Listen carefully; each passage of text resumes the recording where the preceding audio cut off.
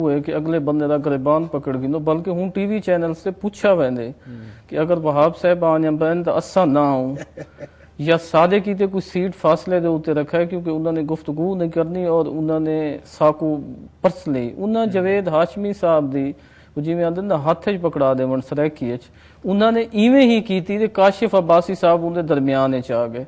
Administration को हुकूमत ने यह तासुर दिता है कि ये उन्होंने मुखालिफ जी सियासी जमात है उसको डिफेंड करें और सारे लोगों को उठा के बोलन नहीं देंगे और ये प्रो मुस्लिम लीग नवाजिन पे लिहाजा ई वजह को इन्हों को साइड ते कीता वजे और हाँ उन्हों का ना जड़ा ना ई गल काशिफ अब्बासी साहब साइड ते ठीक है पहले विच 2 महीने 3 महीने उन्होंने को अगर डंप किया गया वो नजर ना आए। डंप थीवन तो बाद हुण वाला प्रोग्राम शुरू थिया 1-2 महीना शुरू थिया वक्त उन्होंने को ये आर्डर मिल गए कि काशिफ अब्बासी साहब लाइन दे बेहतर हो आप दस संग से आप ही गाल करे सन ते मतलब सारा मेरा दा अपने काशिफ अब्बासी साहब ने जेरे यंग लाट जेरी he is one of my favourite anchors उन्होंने बड़ा बहु अपने घट टाइम में अपना नाम बनाए अपने को रिकग्नाइज कराए। तो मेरे को बड़ा दुख था सुन के कि वो हुकूमत पोलिटिकल अपनी पार्टी जिन्हें स्ट्रगल की थी 12 साल इन्हें जेलों भुगते हैं उन्होंने दौर के काशिफ अब्बासी साहब जे टॉप एंकर को बैन करवाना इट्स क्वाइट अनफॉर्चुनेट। इन तो गुफ्तगू खैर से जारी रखूँ। अब्बासी साहब सलाम अलैकुम। जी वालेकुम सलाम रऊफ साहब जी बड़ी मेहरबानी आपने हमें ज्वाइन किया। आजकल ये कुछ अर्सा पहले अब्बासी साहब ये बहुत सारे ईमेल चल रही थी इंटरनेट पे आपके हवाले से जिससे आपकी पॉपुलैरिटी का पता चलता है अब्बासी साहब कि इतने सारे लोगों ने इंटरनेट पे मेल चलाई कि काशिफ अब्बासी साहब कहाँ गुम हो गए हैं। तो आप कहाँ गुम हो गए थे? आपका प्रोग्राम दरमियान में बंद हो गया था अभी फिर शुरू हुआ था। जरा आप हमें कोई बैकग्राउंड बताएंगे कि आप बीमार थे कोई छुट्टियों पे गए हुए थे या कोई और प्रॉब्लम थे जिसकी वजह से आपका शो नहीं हो रहा था? जी रऊफ साहब वो पहले कुछ मसाइल इस किस्म के हो गए जिसकी वजह से शो चल नहीं सक रहा था। कई जगह आपको थोड़े मुश्किल फैसले भी करने पड़ते हैं जी। आप भी जानते हैं ज़रा आप जब मुश्किल स्टोरी लिखते हैं मुश्किल बात करते हैं टीवी पे बैठ के तो सारे लोगों को पसंद नहीं आती जी। तो उसके बाद थोड़ा प्रेशर इस किस्म का होता है कि जी आप अपनी लाइन बदलें आप अपना लहजा तब्दील करें। हुकूमत के बड़े टॉप के वज़रा ने बराह रास्त फोन करके भी मुझे मुतअद्दिद बार ये बात कही है कि जी आप अपना लहजा थोड़ा तब्दील करें आप हुकूमत के खिलाफ बहुत तनकीद करते हैं।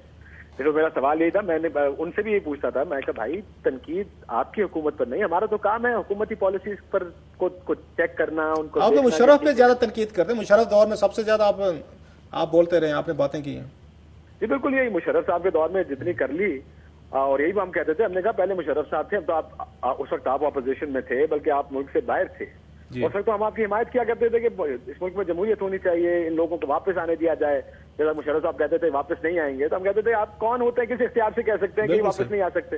सही। लेकिन अब जब ये जमहूरी हुकूमत आई है तो फिर वही पाबंदियां कि आप अपनी लाइन बदलें हुकूमत पर इतनी तनकीद ना करें और अभी फिर वही हुआ है पिछले 1 हफ्ते पहले। अब मैं क्या कहूँ मेरा ज़ाहिर है मेरा अपना चैनल भी है लेकिन फिर प्रोग्राम अब कुछ बंद हो गया थोड़ा अरसे से। अब क्या कहें इस बारे में? भाई साहब मुझे ये बताइएगा मुझे जो बड़ा सुन के शॉक हो रहा है सदमा हो रहा है कि चले मुशर्रफ से तो हमें शिकायत नहीं होनी चाहिए। डिक्टेटर थे मिलिट्री के एक यूनिफॉर्म पहनी हुई थी। पाकिस्तान में डिक्टेटरशिप का तो रोल ही यही रहा है कि आप आज़ाद मीडिया को ग्रूम ना होने दें। तो ये पॉलिटिकल हुकूमत के दौर में और पर्टिकुलरली इनके पीपल्स पार्टी के दौर में जिन्होंने 12 साल मारे खाई हैं जैसे आप कह रहे हैं आप जैसे नौजवान लोगों ने और बहुत सारे मीडिया के लोगों ने इनके लिए स्ट्रगल की है इनके लिए बात की है बेनज़ीर भुट्टो के लिए की है जरदारी साहब के लिए की है।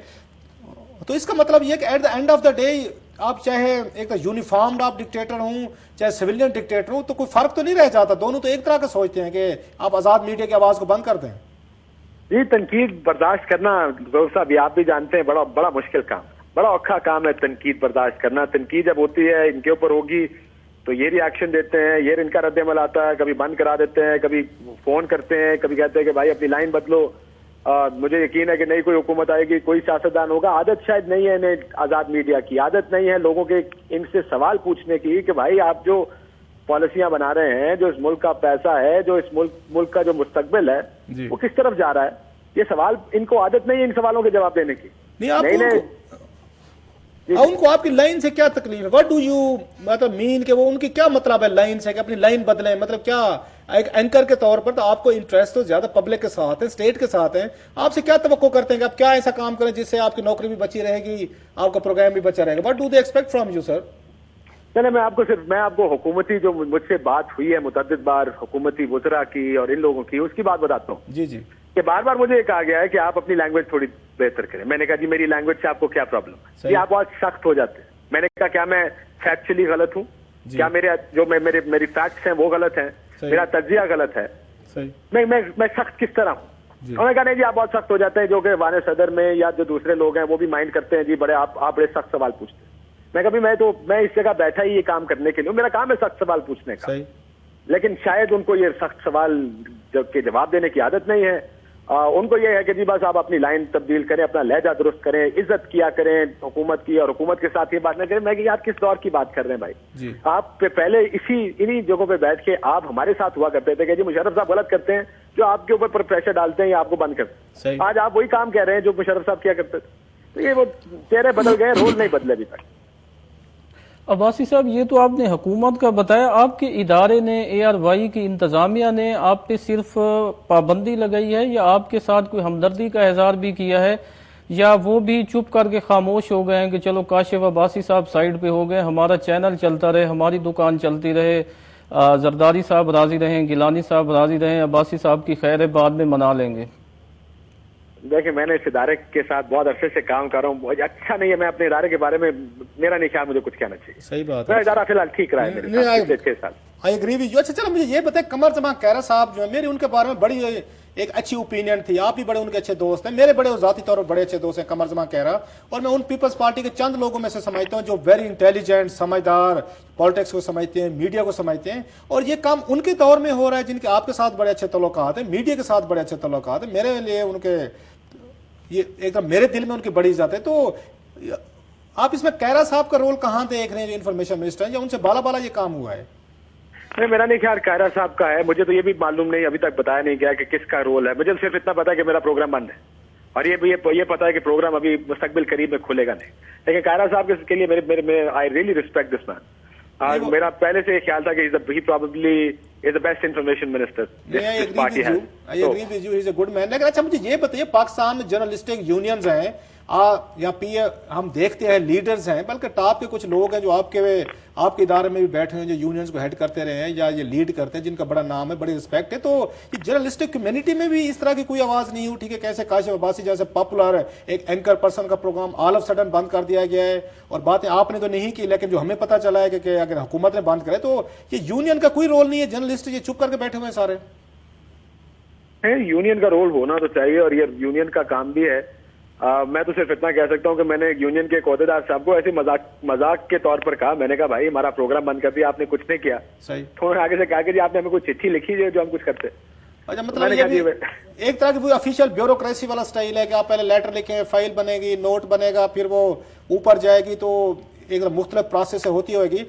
अच्छा भाई साहब, ये तो हम देख रहे हैं पाकिस्तान में मेरा ख्याल आफ्टर वेरी लॉन्ग टाइम आप जैसा एक टॉप एक जर्नलिस्ट एंकर एक तरह का जॉबलेसनेस की तरफ जा रहा है, या जिनका प्रोग्राम बंद कर दिया गया है। तो आपकी फ्यूचर क्या strategy, what will you do in the future? तो बेरोजगार रहेंगे एक इतना अच्छा एक पाकिस्तान का जर्नलिस्ट जो पिछले 5 सालों में आपने नाम बनाया है, लोगों की फॉलोइंग है आपके लिए, तो अब आप क्या करेंगे फ्यूचर में? जॉबलेसनेस हो जाएगी या कुछ और कोई आपको काम करने की कोशिश करेंगे? देखिए जी, सबसे पहले तो ये कि मेरे चैनल ने मुझे कम से कम अभी उनकी बड़ी अच्छाई कह रहे उन्होंने अभी तक जॉब से निकाला तो नहीं है, लेकिन मुझे ये लगता है कि अब शायद अगर ये मुश्किलात हो कि आपको लाइन चेंज करने का कहा जाए और कहा जाए कि आप ये काम करें, ये बात कह सकते हैं, ये बात नहीं कह सकते, जो कि चैनल से भी जब खुल के बात होगी तो पता चलेगा कि उनकी पोजीशन इस सारे मामले पर क्या है। लेकिन अल्लाह खैर करेगा जी, नौकरियों की कोई काफी चैनल है यहाँ पे, कोई ना कोई तो ये प्रेशर लेने के लिए तैयार हो जाएगा।